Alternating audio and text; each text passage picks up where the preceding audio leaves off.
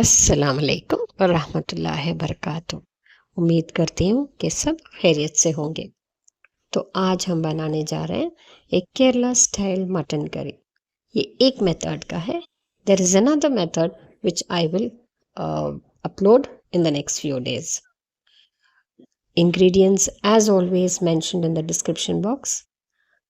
सब चीज़ रेडी रखिए एंड चलो लेट्स स्टार्ट। प्रेशर कुकर में बना लेते हैं। तो add 2 to 3 tablespoons of coconut oil. I'm using coconut edible coconut oil. You can use any other oil as well. Once the oil becomes hot, add 1 tablespoon of garlic paste and 3/4 tablespoon of ginger paste. Saute for a few seconds. If you don't have ginger garlic paste, you can add freshly crushed ginger and garlic as well. Saute for a few seconds and then add 1 large onion sliced. Continue sauteing. Also add 15 to 20 shallots chopped or finely sliced. Add a few curry leaves and 1 green chilli. Continue sauteing and now add 1 teaspoon of salt and fry till golden brown. The onions are nice and done. You know why the masala has got caught at the bottom of the pressure pan? That is because we have added ginger garlic paste first. If we had added the onions first and then the ginger garlic paste, it would not have caught at the bottom. And maybe if we had added crushed ginger and garlic also, it would not have caught at the bottom because it was paste, it got stuck to the bottom of the pan. But no worries, as in when you keep on adding masalas, it will loosen itself and get mixed with the rest of the masala and there won't be any burnt smell. It just tastes better. Now add 1 large tomato chopped or 2 medium-sized tomatoes. Saute well till the tomatoes become soft and oil leaves the sides. Now it's time to add the spice powders.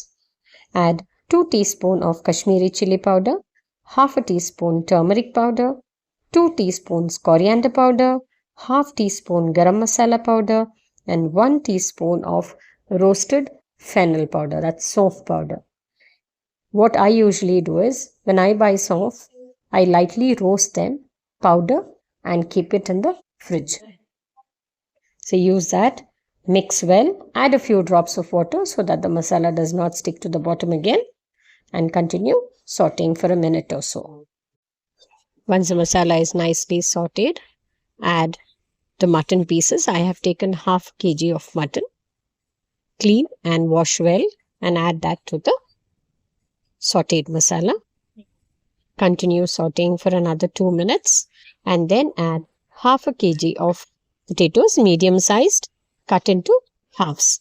This is completely optional, but potatoes give a lovely taste to the mutton gravy. Mix well and add 2 cups of water. Cover and pressure cook for 3 whistles. 1 whistle on high flame and 2 whistles on medium flame. After 3 whistles, let's check. Let the pressure reduce on its own. Let's check the meat. The gravy looks very yummy. Let's check whether the meat is done. The meat is wonderfully cooked. Now let's add half a cup of thick coconut milk. Mix, switch off the flame and let it rest. Meanwhile, let's do the tempering for the mutton gravy. In a small pan, add a tablespoon of coconut oil. When the oil becomes hot, add half a teaspoon of mustard seeds. Once they splutter, add a few curry leaves and 2 dry red chilies. Saute for a few seconds and add that to the mutton gravy. Cover and let it rest till it's time to serve. Mutton gravy Kerala style is now ready. Do try it out. It goes very well with ghee rice, pashtiyan as you say, the chawal ki roti, pashtiyan, and goes very well with neer dosa. So do try it out. Ingredients as always mentioned in the description box. Like, share and subscribe.